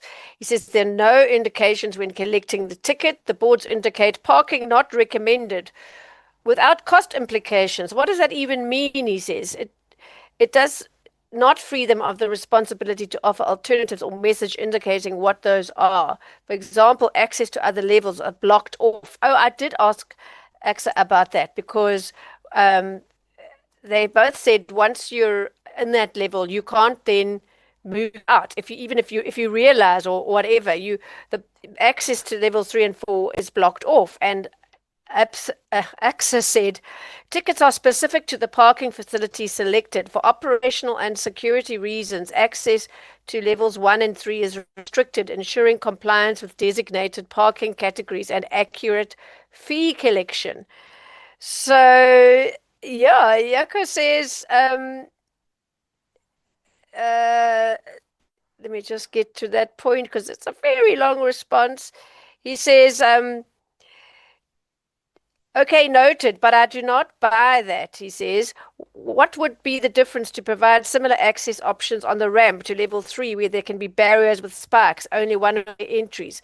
Same level of security will apply as directly accessing level 3, for example. Also, a new ticket can be issued, thereby invalidating the old and issuing a new one. Same level of security will be provided. So he's saying, I think it's part of just making sure once you've made that mistake, a quick second mistake at the entrance to level 2, then you're that's it. Unless you leave and go all the way out and come back in, I suppose, then you're in a situation where you might miss your flight. And that's the challenge, is that even if you see it once you're inside, you can't do anything about it if you might miss your flight.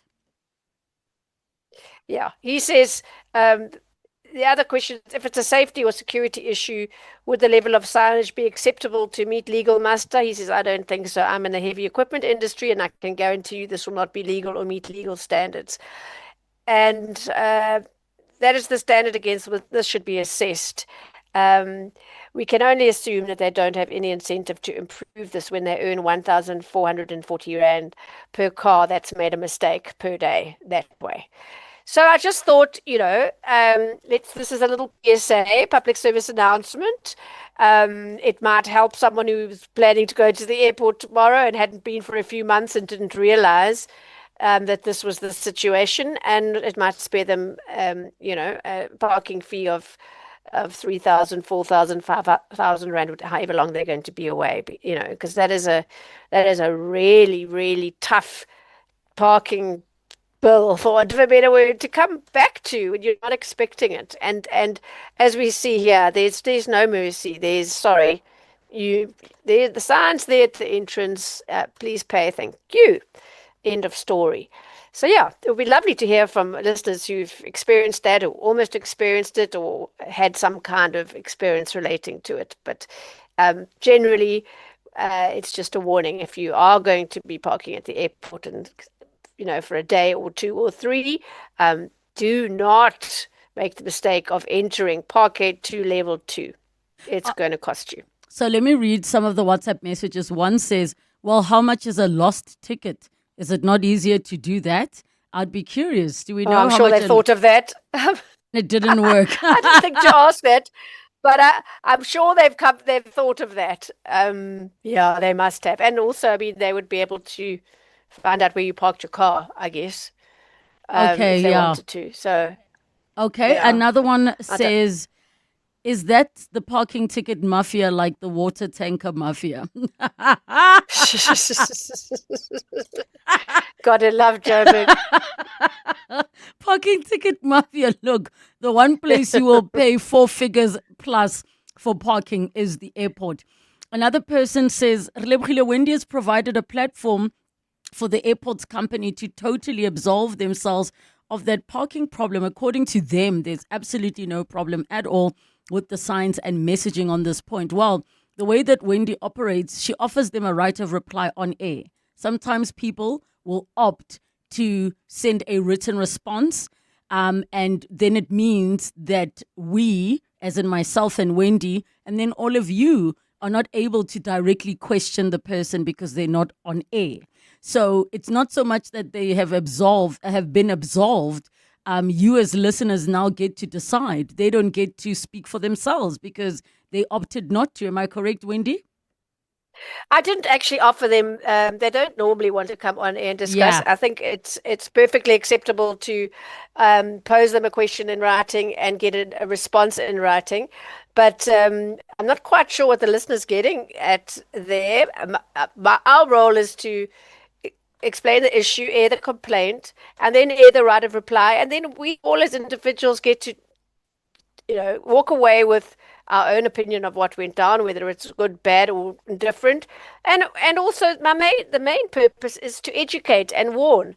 And in this case, there's AXA says their signage is adequate. People are still making mistakes and ending up with 4-figure parking fees. And so we can use this platform to say, yes, in case you missed it, in case you're not going into the AXA website and you missed the signs at the entrance to the parking area, please know you do not want to turn left into the level 2 Parkgate 2.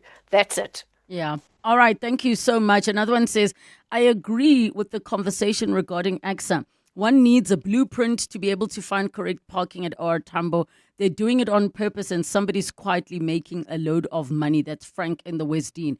I mean, I don't think it's somebody. Is it not AXA? Is it not Airports Company South Africa? Yep.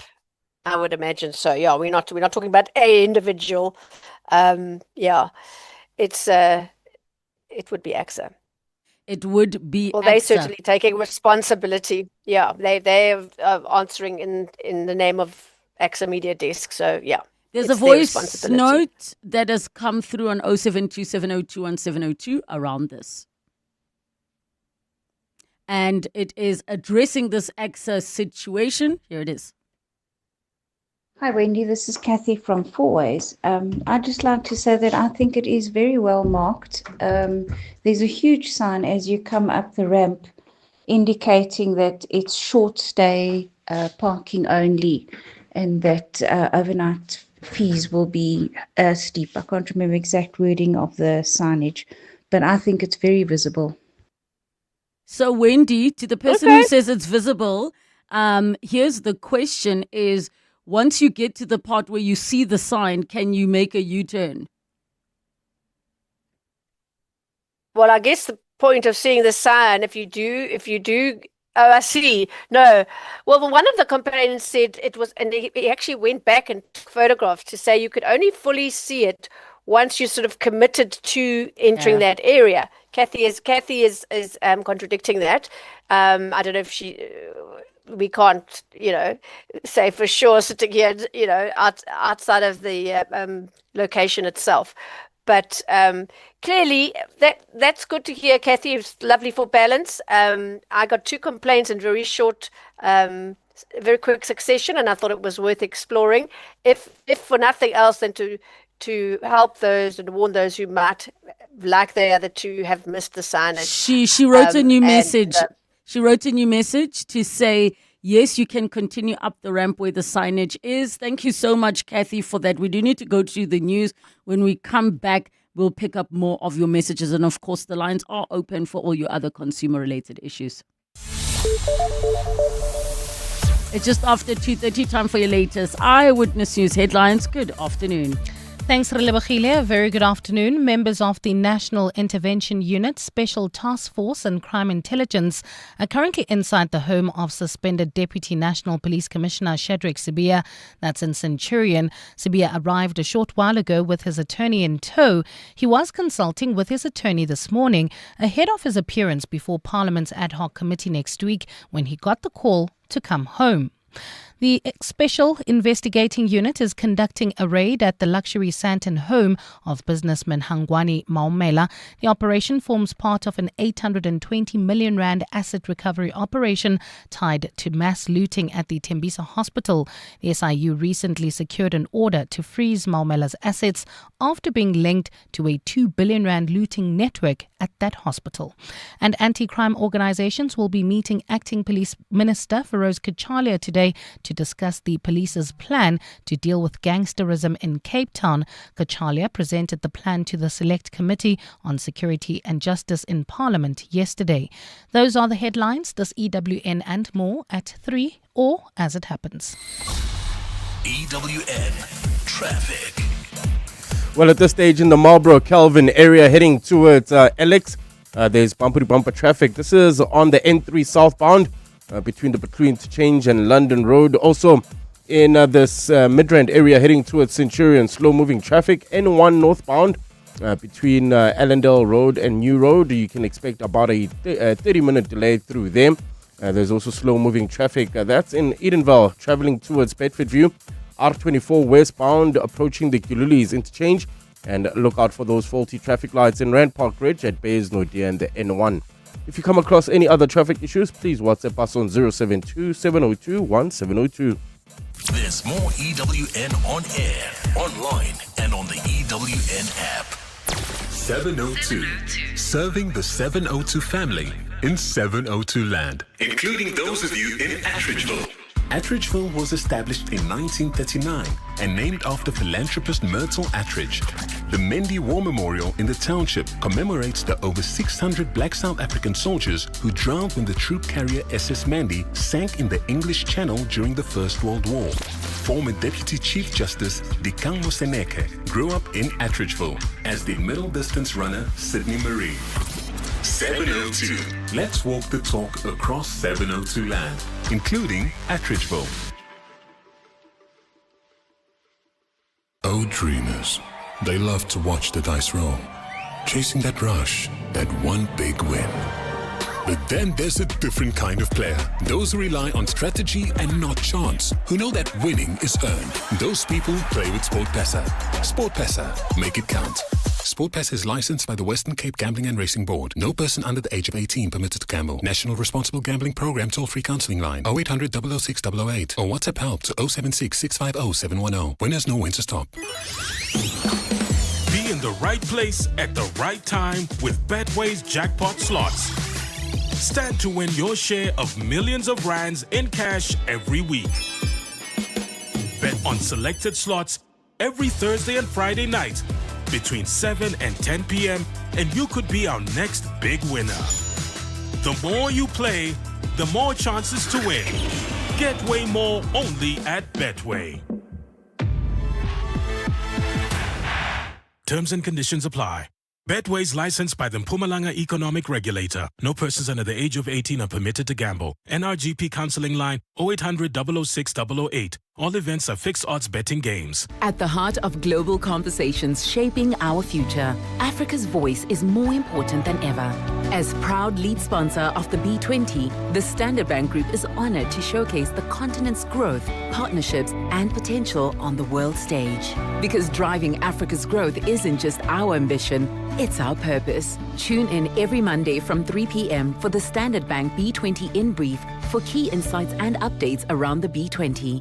Standard Bank is an authorized FSP and registered credit provider. Coming up on 702 Drive with John Perlman. 24 minutes to 3 o'clock. 702 Drive coming up from 3 to 6 p.m. with John Perlman. John, how are you doing? Yeah, doing fine, thanks. Good afternoon to you and to all our listeners. So I have to ask, if we were given a 4-day work week and you had to pick the one day you're choosing to take off, but you can, it has to be the same for the whole year. You can switch it maybe the next year. Which day would you choose and why? I'm pretty sure it would be Friday. Why Friday? Because I can tack it onto a weekend and go off and do stuff. There's so many listeners who are saying Friday is already chilled. But I mean, I guess in our line of work, it's not quite like that. Not for us, I don't think. Eh? Not quite like that. And why not Monday? Because I can look forward to Friday on Monday. I see. There's some who opted for the middle of the week, the Wednesday. Yes. And I said, that's going to feel like I have 2 Mondays now. Yes, and extra weeks, so I'm not down for that. No, it wouldn't be a midweek day for me. Monday's a contender, but I think Friday. Okay. What's coming up on your show today? So, good afternoon, everyone, again. So, coming up on the show, there's been a raid on the property of a businessman who's implicated in what went on at the Tembisa Hospital. Jeff Wicks, as I'm sure many of you know, is the journalist who basically picked up on the work that Babita Deokaran was doing and dug and continued to dig and wrote a book about it, regularly publishes. So very interesting to get his take on the significance of what's happened here. Speaking of issues around crime and punishment in the criminal justice system, the parliamentary hearing is ongoing. The Commissioner of Police General Fani Masamula is currently being questioned and giving answers. We'll get an update on that from Babalo Ndenze. Kind of a strange thing happened to me today. I got stuck in traffic that was blocked for no reason. Then it turned out there was some sort of dry run being done ahead of the G20 where one whole side of Grayston Drive was blocked off. Oh. Which meant that nobody was going anywhere. So I get it that you need to have this practice, but I think some advance notice would be useful. We'll chat to the JMPD about that a little bit later. Organized crime is, and I'm talking about on a serious scale now, is stealing South Africa's indigenous plants on an industrial scale. And I we're didn't going to know find that out was why. even a thing. No, I wouldn't have thought so either, but it's a major ecological issue for us. It's also a criminal issue. These are literally international crime syndicates. These plants have huge value. So the possibility of this being turned into a business or an industry, something that could create jobs, generate tax revenue, etc. But we'll talk about that. A big study has been done on it, and we'll talk about that at 10 minutes to 4. Keep an eye on your garden. You never know. The real question is there anything that we're not being robbed of? I mean, I'm seeing so many messages. Obviously, people are possibly seeing the visuals as well on the different news channels of this raid. And you're seeing these sports cars and we're like, wow, the robbery and the rot in this country, even our indigenous plants. What? Yeah. No, it's been going on for a while, but the new study gives new insight into the scale of it. And it's in the most remote parts of the country. It's on the northern part of the Western Cape, the southern parts of the Northern Cape. I mean, this is serious stuff, but hopefully we'll understand it better when we're done. 702 Drive with John Perlman, coming up from 3 to 6 p.m. 702. Nola knows. We continue with our consumer rights feature, Nola Knows, with Wendy Nola, 011 8830702, the WhatsApp line 0727021702. We are opening up the lines, but I still see more of your messages coming through regarding this airports company, South Africa, or Tambo, and the labeling where Wendy obviously responded to listeners who were complaining, more than one. And then we then also had another listener who's saying, well, the sign is there. It is quite clear. And you are able to continue up the ramp if you pay attention to the sign. And then another person says, because I asked the question, what if you go in and you can't turn around, Wendy? And they say, but when you enter, you have 10 minutes to leave. But that, I guess, goes back to 10 minutes. You have the time to leave, but then to go all the way around, which means exiting the airport and coming back in again, it might not be practical in that situation. 011 8830702, the WhatsApp line 0727021702. Noni says, yo, Lebo, I was fetching my kids from our Tambo. I didn't have half a chance to read signage. When in the airport area, I had SAPS shooing me on with Drive Mama Drive. I paid a steep fee for a 15-minute parking. It's highway robbery is what they say. And then we've got Edward in Santon on the line. You also have an airport situation. Yes, Lebo, I do. Thank you for taking my call. Yeah. Lebo and Wendy, sorry. So the issue that I've had, there's been a twofold issue that I've experienced at OR Tambo. So the one issue that I've had is with regards to the long stay parking area and the payment terminals. So what happens is you do your long stay, you fly out, you fly back, and then you need to obviously settle whatever your parking fees are for the long stay. But the terminals that are in the long stay area are all non-cash accepting. And the one that is cash accepting, which is quite a bit further back from where the actual area is, has a 50 Rand limit total. So I once had an issue where I flew out. I tried to pay my parking fees. The machine swallowed my ticket and then didn't eject it. I pressed the help button. I got told to go back to the office, which is probably about a 3 or 4 kilometer walk if you know the distance from main terminal building to long stay parking. Only to be told by the lady there that they have no way to track my parking ticket, and then they wanted to charge me for the replacement fee, which was like 500 Rand for the replacement ticket. So that's the one problem that I've had, which has been quite appalling. And then I also just want to climb on in terms of the signage and how to get back out. I don't think there is actually a way that you can get out once you're in the wrong parking area. There's no sort of loopways or throughways that they've built in. And I tend to agree the signage for the parking is very badly maintained, because if you look at the long stay parking, it's only on, if I recall correctly, 2 floors at OR Tambo, whereas the other floors in the same sort of skyrise building don't accommodate for long stay parking. So it's a very tricky thing where if you go to the wrong level and you take the turn off, you can't get back to go to the correct parking area. So exactly the same issue. And then, Lebo, I was wondering if we could maybe touch on, you mentioned you're open to other consumer issues. The N3 highway upgrade project that's currently going on and has been going on now for 2 to 2.5 months. Mm-hmm. I don't know if any of your listeners have driven on there recently, but they've graded and removed the whole surface for probably about a good 5 kilometers. And they've just left it in that Between state. which off-ramps, just so I know which area you're referring to? It's between Marlborough and the Linksfield off-ramp. There's an upgrade project that's been going on now for 2 or 3 months. It seems to be so badly run and maintained or done. They've just left pieces of the highway in a shambles state, which I personally feel that it's damaging my car driving there frequently. And there's also a lot of rock chips and gravel there that constantly flies up and hits your car while you're driving there now. And it strikes me as, and I hate to say it, but it feels like it's a Tenderbrinier sort of project because it's so badly done. I mean, a normal highway upgrade project to the same level can be done within a month, and it's very well maintained. they cut off the right lanes. This So one just seems what to I'll be. do, Edward, with this N31, I'll pass it on to our teams internally and see what we can find out there. But thank you so much with the feedback regarding AXA. I don't know, Wendy, on your side, if there was anything else. I mean, there's another message here. Zeno says, Lebo and Wendy, this makes sense, as I can recall Stephen on The Money Show, as he recently interviewed one of AXA's executives on their aeronautical revenue, which contributed to their financial year profit. Thanks for that comment.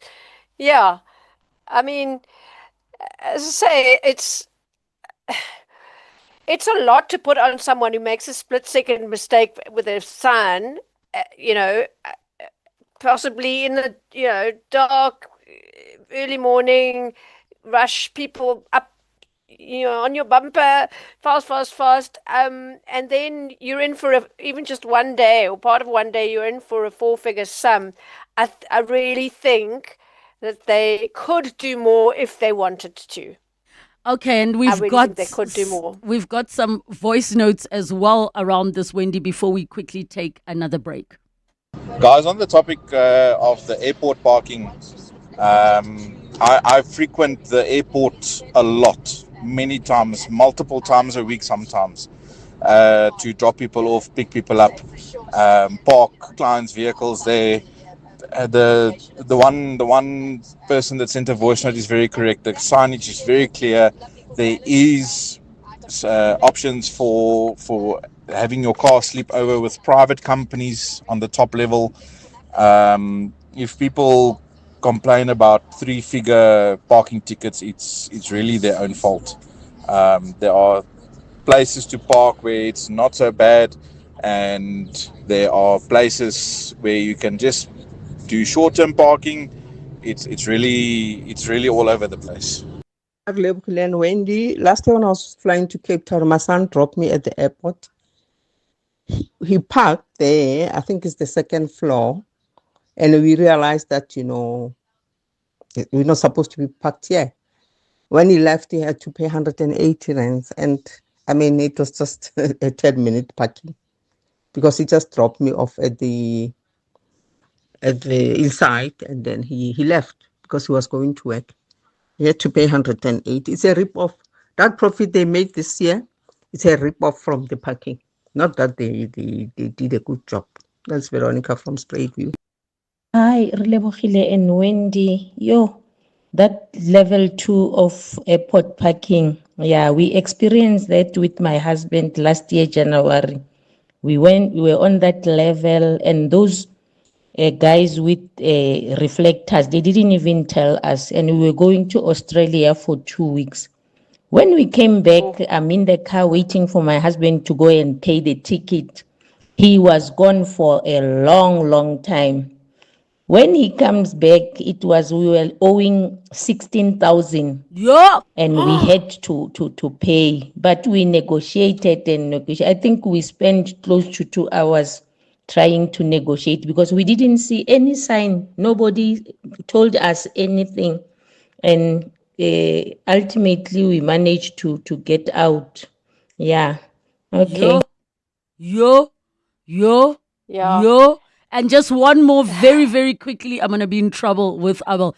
Anva from Kiloni, you also have an airport parking situation. How much was the damage? Okay, I went into the airport and it's near the drop-off where it's an open parking. So I asked one of the lady attendants. She says, no, you can park there. It's the cheapest, because I wasn't going to be very long. And much to my disappointment, when I had to go and pay, I was there for less than half an hour. They charged me like over 150 rand. And it's supposed to have been open parking. So then I complained to the lady and I told her, no, this is unacceptable. She said, no, I can't do anything. You just have to pay, and that's it. And I'm really furious about the parking at the airport. It's ridiculously expensive.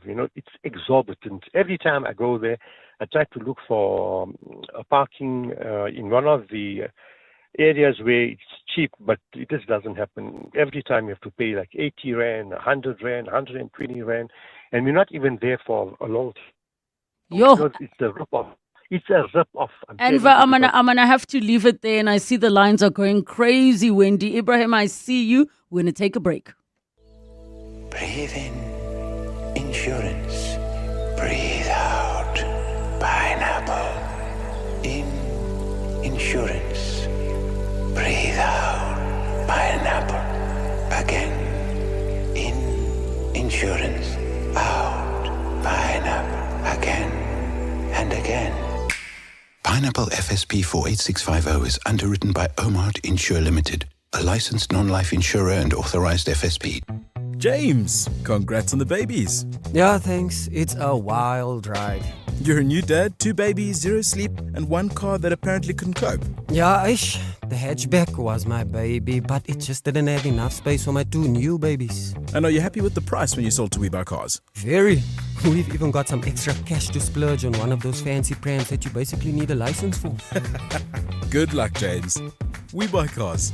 Geared for family, geared for you. To walk the talk is to turn words into meaningful actions. And it's what we at 702 are committed to doing every day. We are also committed to following the rules set out by the Broadcasting Complaints Commission's Code of Conduct. To give you balanced programming, fair comments, and accurate news. But if we stumble along the way and you feel we are not living up to the code, let us know on comment@702.co.za. And if after that you're still not happy, you can direct your complaint in writing to the Broadcasting Complaints Commission. Email bccsa@nabsa.co.za. For more, visit bccsa.co.za. 702. Nola knows. 8 minutes to 3 o'clock. We are chatting to Wendy Nolan, our consumer rights feature, Nola Knows. Wendy, I'm going to jump straight into Ibrahim from Johannesburg CBD. 011-883-0702, the WhatsApp line 072-702-1702. Ibrahim, you've got a bank situation. What's happened? About, say, 2 months ago, I purchased online something person advertised, deposited the money into the account. And after that, obviously the goods never came. And I then approached the bank because it's the same bank that the fraudster has been using. And I told them, look, you know what, it's a false advertising, etc. And they told me you must fill in a fraudulent form that comes from the bank. I've done all that day. They sent, I must go into a SEPS, I must get a SEPS number. I've done that as well. I've sent in all the documentation. And up till now, nobody has come back to me. Now, I don't know which way do I go forward. Apparently, I believe many people are being duped by the same person, and it's the same bank that I'm using. And I've done whatever they've asked me to do. I don't know which way do I go forward. Hi, Ibrahim. That would be a chargeback, which is a facility, a consumer protection that's offered by MasterCard and Visa internationally, that you can go to if you don't get what you paid for, you can approach your bank and that issued your credit card, and they essentially must go to that merchant, in inverted commas, bank, and say, look, here's the proof they paid, they didn't get anything. And then between the banks, their bank pays back your bank and you get the money back. It's something that I have done myself, and it was very successful. You said 2 months ago the process shouldn't take quite that long, but could. What I suggest is you're welcome to forward me what you sent your bank via email, and I can chase them up and find out what's going on. It would also be a good opportunity to find out, perhaps I should contact all the banks to say, how are you on this chargeback thing? 'Cause there's so many online scams about, look, if the bank account's no longer has been cleaned out, and then it's out and out fraud, and they're covering their tracks with regard to chargeback, then you're not going to have any hope. Can I just confirm, Ibrahim, did you pay with a credit card? No, it was from a savings account EFT. that I put the money. Yeah, EFT into his account. But like I said, it's the same bank. He's using the same bank that I'm using. And at the end of the day, they requested me to give the case number, etc. I've done everything according to what they've told me. So they said, okay, fine, we're going to go in. Did they? Because usually I know with cases when it's finger trouble and somebody pays money into the wrong account by mistake, it's a stranger's account, they didn't want to pay that person the money. The bank can't just go in and whip the money out on your say so. That's up to the law to a court to decide. So there's a misapprehension and people get furious. But I told them, just give me my money back, and they won't. And so it occurs to me that the same principle would apply here. But I'd be interested to see the email trail, Ibrahim, if you want to forward it to me. I'll see what I can do. Stay on the line, Ibrahim. So producer Kaz is with us. We'll be able to give you Wendy's email address. Cole from Johannesburg. Go ahead, Cole. Hi, how are you guys doing? Listen, I'm just phoning in regarding I'm an e-hailing driver, man. Hey, our rates, the fee for has dropped tremendously here. They want to give us now 20. They're giving us now 26, between 26 and 28 rand for about 4 to 5 kilometers. Just hold on, Cole. Is this a consumer rights issue? Well, I know. What I actually asked, if I don't know if Wendy can help me with this. Whether maybe you guys can guide me. They've given us a contract. They're taking 20%. The e-hailing company, and we haven't agreed that they now gonna move to taking 55%. So I don't know if it's if you guys can guide me. It's more of a labor issue. Yeah. It's more of a labor issue, Cole, than a consumer issue. But I know it's difficult because who do you raise this with? But yeah, it's not my area of speciality. Dealing with employer, employee, or franchise, or e-hailing. These kind of issues is not where my expertise lies. I'm afraid. I'm so sorry. But what we can do, Cole, just stay on the line. I'm going to pass you back to our producer to take your details, and let's see who we are able to get in touch with from our different Thank you so much. contacts. Appreciate it, man. All right, stay on the line, Cole. Mukete in Pretoria, go ahead. You've got an issue with insurance and they didn't pay your claim. Yes. Now I lost my speech during the operation. But when I claimed from my insurance, they did not pay. Can I please get some help? What is the reason they gave you that they didn't pay? No, the reason is that they wanted my employer to provide them with the parcel, the system, whatever. I sent it, but they never responded. Sorry, just say that again. You say your employer, they wanted your employer to give what? The parcel system, what it says in terms of the time when I was hospitalized and on sick leave. Do you work for government, Mugidi? Yes. Must be Purcell. Yeah. Okay, so so they haven't given you a reason why they haven't paid the insurance? Yes, they haven't responded. So Wendy, without us knowing the issue or the details, we only have like 20 seconds. What does a person do if they've put in a claim but there's just zero response? So it doesn't sound like it's not a rejection, it's just a no response. It sounds to me like her employer, whatever State Department it is not coming to the party and giving her the documentation that would allow her to lodge a valid claim. Am I right there, Moketi?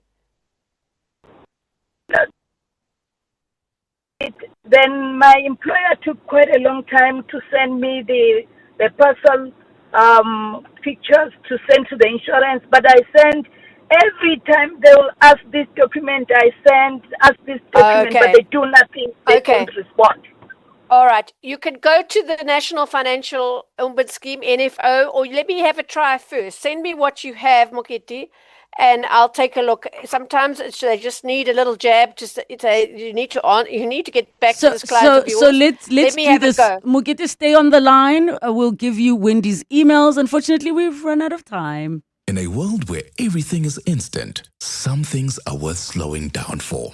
You took the time to build a life of distinction. every moment, every milestone, every decision. At Indwe, we take the time to understand your world and craft insurance solutions to protect it. Because true peace of mind is the greatest luxury of all. The right insurance starts with a conversation. It starts with helloindwe.co.za. Indwe Risk Services is an authorized financial services provider. Spring is in the air, meaning it's almost time for the 10th SA Garden Day on Sunday, the 12th of October. Celebrate the day with a garden party, lunch under the trees, or cake at a community garden, and invite your friends, family, or neighbors to enjoy your garden with you.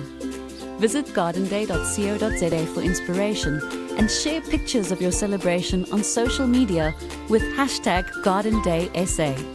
SA Garden Day, Sunday, the 12th of October. Join us for the Clash of the Titans at the Inando Polo Club on the 19th of October, where Africa unites through polo. Proudly brought to you by Titan Law in association with Polo South Africa. Don't miss out. Book your spot on Howler. Thank you for joining us. It's just after 3 o'clock. This is EWN.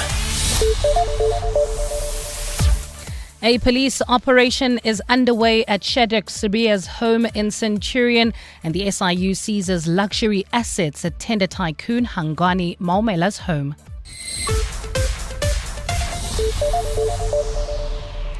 Good afternoon, I'm Bali Dlamini. Police remain mum on a secret operation underway at the home of suspended Deputy National Police Commissioner Shadrach Sibiya in Centurion.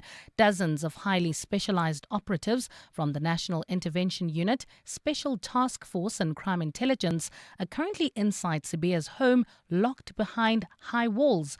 Oren Singh